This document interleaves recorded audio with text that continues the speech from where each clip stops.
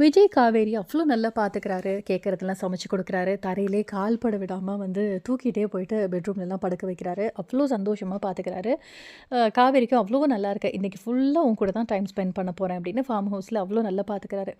இப்போ வந்து ஒரு பக்கம் சாரதா ஃபோன் பண்ணி "எங்கடி இருக்க?" அப்படின்லாம் கேட்கும்போது ரொம்ப ஃபன்னா காவேரி மாதிரியே வாய்ஸை மாத்தி பேசுறது, இதெல்லாம் பார்க்குறதுக்கே ரொம்ப நல்லா இருந்தது. ஸோ இன்னொரு பக்கம் பசுபதி, வெண்ணிலா, வெண்ணிலாவோட மாமா இவங்க எல்லாருமே சேர்ந்து எப்படியாவது விஜய் காவேரியை பிரிக்கணும். வெண்ணிலாக்கும் விஜய்க்கும் கல்யாணம் பண்ணி வைக்கணும் அப்படின்லாம் ஒரு பக்கம் பிளான் போட்டுட்ருக்காங்க. அப்போது உன்னையும் விஜயும் நான் தாம்மா பிரித்து பெரிய தப்பு பண்ணிட்டேன். அதுக்கு பிராயச்சித்தம் தேடணும் அப்படின்றதுக்காக தான் உன்னை எப்படியாவது விஜய் கூட சேர்த்து வைக்கலான்னு இருக்கேன் அப்படின்னு பசுபதி நாடகம் ஆடுறாரு வெண்ணிலா கிட்ட. இதெல்லாம் நடக்குமா அப்படின்னு வெண்ணிலா கேட்க, கண்டிப்பாக நடக்கும், நான் சொல்கிற மாதிரி எல்லாம் செய்யுங்க அப்படின்றாரு.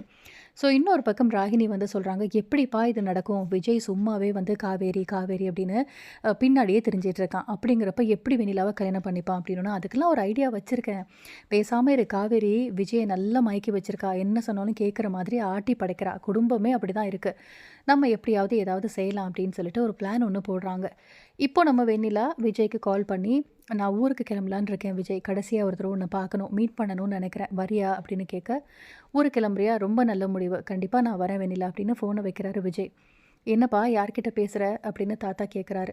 அப்போ விஜய் சொல்கிறாங்க, வெண்ணிலா கிளம்புறலாம் தாத்தா, லாஸ்ட்டாக ஒரு தடவை என்னை பார்க்கணுன்னு சொல்கிறா, நான் போயிட்டு வரேன் அப்படின்னு சொல்லும்போது, என்ன விஜய் இதில் ஏதோ ஒரு குழப்பம் இருக்க மாதிரி தெரியல. இப்படி இருக்கிற வெண்ணிலா எப்படி இவ்வளோ ஸ்ட்ராங்காக இருக்க வெண்ணிலா உடனே இப்படி மைண்டை வந்து மாற்றிக்கிட்டா அப்படிங்கிறப்ப எனக்கு நம்ப முடியலையே. இது ஏதோ ஒரு பிரச்சனை இருக்குது விஜய், பார்த்துக்கோ, நான் வேணா கூட வரட்டுமா அப்படின்னு கேட்குறாரு தாத்தா. அதெல்லாம் இல்லை தாத்தா, நான் போயிட்டு வரேன். எந்த பிரச்சனையா இருந்தாலும் பார்த்துக்கலாம் தாத்தா, நான் என்ன நடந்தாலும் சமாளிக்கிறேன் அப்படின்னு சொல்லிட்டு விஜய் ஒரு பக்கம் வந்து போகிறாரு. உடனே கோயிலுக்கு தான் வர சொல்லியிருக்காங்க வெண்ணிலா. ஸோ கோயிலுக்கு விஜய் போயாச்சு. போனதுக்கப்புறமா அங்கே வெண்ணிலா வந்து கல்யாண பொண்ணு மாதிரி சாரீலாம் கட்டி ரொம்ப அழகாக ட்ரெஸ் பண்ணியிருக்காங்க. அதை பார்க்குற விஜய்க்கு ஒரு பக்கம் சந்தேகமாக தான் இருக்குது. வந்துட்டிங்களா? உங்களையும் இப்போ வெண்ணிலாவே பிரித்து நான் பெரிய பாவம் பண்ணிட்டேன். அதுக்காக தான் இப்போ சேர்த்து வைக்கலாம் அப்படின்னு சொல்லிட்டு தான் உங்களை நான் வர சொன்னேன் அப்படின்னு பசுபதி சொல்ல, இந்த நாடகம்லாம் என்கிட்ட நடிக்காத. நீ எப்படிப்பட்ட ஆளு, நீ என்னெல்லாம் செய்வ அப்படிங்கிறது எனக்கு தெரியும் அப்படின்னு. ஆமாம் விஜய், அவர் நல்லதுக்கு தான் சொல்கிறாரு. நம்ம 2 பேரையும் சேர்த்துடலாம். எப்படியாவது காவேரி நீ விரட்டி விட்டுரு. நம்ம சந்தோஷமாக இருப்போம் விஜய். நான் சொல்கிறத கேளு அப்படின்னு வெண்ணிலா சொல்ல, ச்சீ உன்னை நம்பி தானே நான் வந்தேன். இவ்வளோ பெரிய துரோகம் பண்ணிட்டேன். நீ ஊருக்கு கிளம்புற, என்ன கடைசியாக ஒரு தடவை பார்க்கணுன்னு தானே வர சொன்னேன். ஆனால் இங்கே இவ்வளோ ஒரு பிளான் போட்டிருக்க.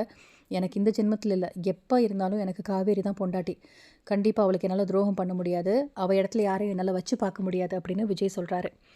உடனே வந்து ப்ளீஸ் விஜய் கொஞ்சம் புரிஞ்சுக்கோங்க அப்படின்னோடனே, கையெடு அப்படின்ட்டு உடனே போலீஸ்க்கு கால் பண்ணிடுறாரு விஜய். உங்களுக்குலாம் எவ்வளோ சொன்னாலும் புரியாது அப்படின்ட்டு. போலீஸ் வந்ததுக்கப்புறமா என்னை கட்டாய கல்யாணம் பண்ண பார்க்குறாங்க. எனக்கு ஆல்ரெடி கல்யாணம் ஆகிடுச்சு, எனக்கு ஒய்ஃப் இருக்கா காவேரின்னு. யார் தான் லைஃப்பில் வந்து லவ் பண்ணாமல் இருப்பாங்க? அந்த ஒரு விஷயத்தை வச்சு என்னை மிரட்டி மிரட்டி இப்போ இந்தளவு கொண்டு வந்திருக்காங்க அப்படின்னோடனே, அது எப்படி சட்டப்படி தப்பு? முதல் ஒய்ஃப் இருக்கும்போது 2வது ஒய்ஃப் வந்து கல்யாணம் பண்ணி நம்ம கட்டாயப்படுத்தி கல்யாணம் பண்ண முடியாது அப்படின்னு போலீஸும் சொல்லி, நடங்க ஸ்டேஷனுக்கு, இதில் ஏதோ வில்லங்க இருக்குது அப்படின்னு சொல்லிட்டு எல்லாரையும் ஸ்டேஷனுக்கு கூப்பிடுறாங்க ஒரு பக்கம் போலீஸ். ஸோ எல்லோரும் அப்படியே அதிர்ச்சியாக பார்க்குறாங்க. ஸோ அடுத்து என்ன திருப்பங்கள் நடக்க போகுது அப்படிங்கிறத வெயிட் பண்ணி பார்க்கலாம். சாரதாக்குமே வந்து நம்ம காவேரி கன்சீவாக இருக்க விஷயம் தெரிஞ்சால் என்ன செய்ய போகிறாங்க அப்படிங்கிறதுலாம் ஒரு பெரிய ட்விஸ்ட்டு தான். அடுத்த திருப்பங்களை பார்க்கலாம். இந்த வீடியோ பிடிச்சிருந்தால் லைக் பண்ணுங்கள். அண்ட் இந்த மாதிரி அப்டேட்க்கு நம்ம சேனலை சப்ஸ்கிரைப் பண்ணிக்கோங்க. தேங்க்யூ.